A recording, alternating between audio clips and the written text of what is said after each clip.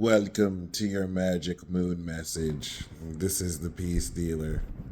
The moon is in Scorpio, making a 120 to 150 degree angle to the sun in Cancer. Okay. We are going to be taking new psychic power that is actively evolving your brain's capacity to not only discern information, but to fully understand how to feel about it all. And you are integrating a very deeply psychoanalytical understanding of how to transform the full expression of these emotions in dramatic fashion, very dramatic fashion, as this is a Leo signature. I wanted to get verbose back then, but I kind of got stuck on my words and really just kind of like played it cool really quickly. But realistically, when I say that you are taking psychic power, this power of your psyche is representing intangible qualities and very noticeable effects of your brain function in relation to your feelings and the electromagnetic blah blah blah that generates from your heart as electricity travels from your brain to your heart. I'm trying desperately to explain the mechanics of psychic power and function, but you're going to realize that none of that even really matters because you're feeling it deeper than you've ever felt it.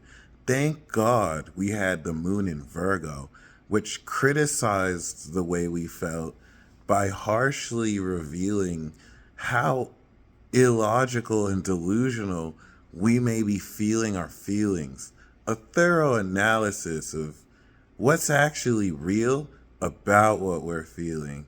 And while we also were receptive to this relative to others around us and the social context that gave us a real analytical understanding of how new psychic power is functioning. Now we're getting a psychoanalytical understanding in Scorpio. This is going to get way nerdier. So, this is basically taking the mold that Virgo formed for us, and we're determining what quality of sauce we want to fill this mold in, okay? When we discuss psychic powers, because this Magic Moon Message Cancer Season series are all themed around evolved and evolving psychic power.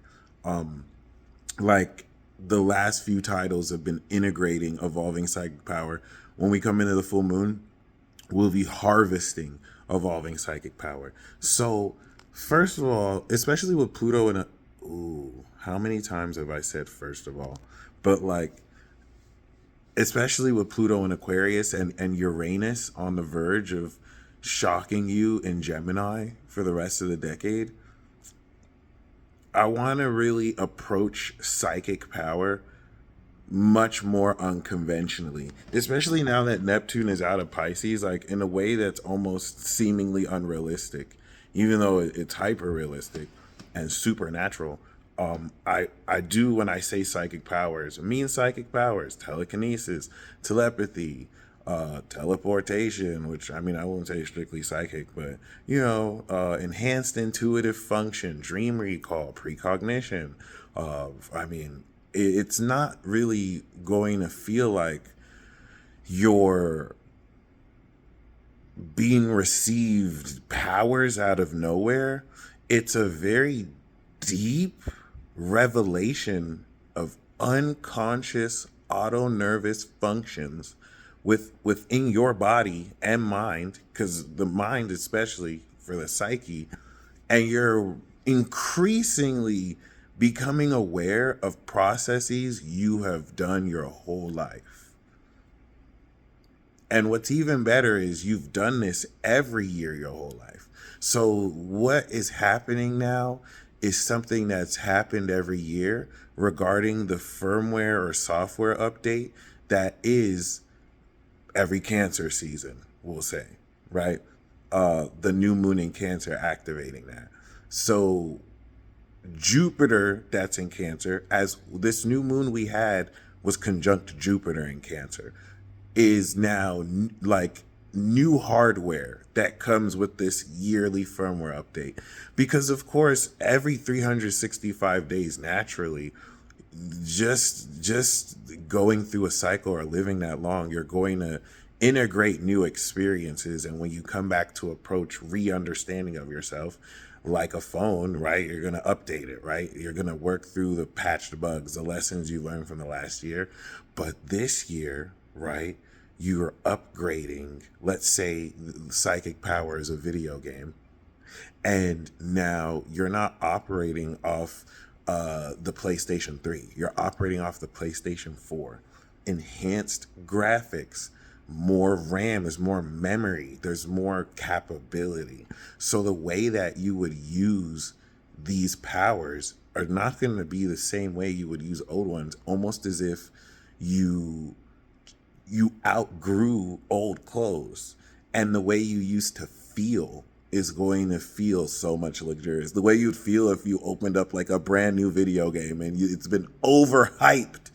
It's been overhyped, like a certain video game coming out next year. It's been like just unreasonably overhyped. They've been talking about it since 12 years. And it's like, oh shit, wow. So like you're integrating that. And the moon in Scorpio is giving you an extreme depth of analysis that fully allows you to express this power and potency. And that's why I want to give a very unrealistic interpretation when I say psychic powers, because the Uranus leaving Taurus is now fully awakened the extra dimensional energy that your body is more capable of picking up, which is going to be like the physiological natural basis behind your physical senses, like audience being clairaudient. And Cancer is now like expanding that psychic part, which is inherently intangible because you can't quantify emotions. You can't put a quotient around feelings. And that's why, water signs are very controversial to this day. Pisces is labeled a fraud for this reason, because you can hide behind the veil of imagination and scam an entire generation with religions that are basically, copy paste. But then you actually have the supernatural, the divine, which opposite Virgo is translated through science, is translated through actual like facts, while still being transcendent of certain, logical models. Anyway, jargon aside, there's a extremely deep understanding of tying together what you've activated and begun to integrate since the last week and a half, that's going to prepare you for the moon in Sagittarius, where you're going to see the light and you're going to have a very ascended, higher understanding of how to actually see your psychic powers and how you form your reality, your routine, your behavior. So this moon in Scorpio is before you the analogy I want to give you is like when the moon is in Sagittarius, you're going to take your guitar and you're going to play it 6 hours a day for 5 days, all through the town. You're going to be here. You just played the guitar. Fucking fire. You know what I'm saying? Then, I have to be at that store. I have to go to this concert, and you're on it. That's what you're going to start doing. That's what you're going to start to do in 2.5 days, right?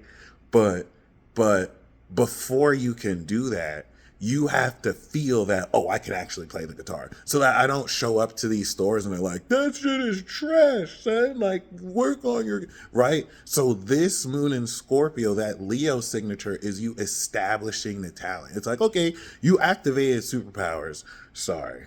You activated psychic power. Libra is a superpower. Cancer classifies as like a metahuman superpower, a psychic function that everyone has. You know what I'm saying? Like everyone can play basketball, but not everyone is Kyrie Irving or LeBron James. Like some people, right? But like, cool.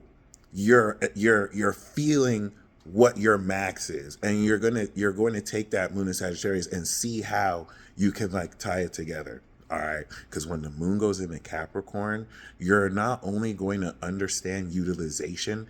The full moon in Capricorn, we are harvesting this active generation, and this is going to be a whiplash because we started this new moon off with the Saturn Jupiter square. So it's deceptively starting off slow, but like you're activating power very fast. And you're going to have to use it towards other people near instantly, which is going to require judgment and is going to really reveal like who people are when they have extra power and what they would do with it. But also who you are if you're having to stand on your principles and your life is threatened or things, you know what I'm saying? Like it's going to get very real really fast. And I don't think that's a bad or good thing, be enjoyable. But the moon in Scorpio I want to establish that it's going to actually like you're going to feel very deeply how at a once again psychoanalytical level. So it's a psychological analysis that's based on the Virgo that gave you like the details so that you can really feel them.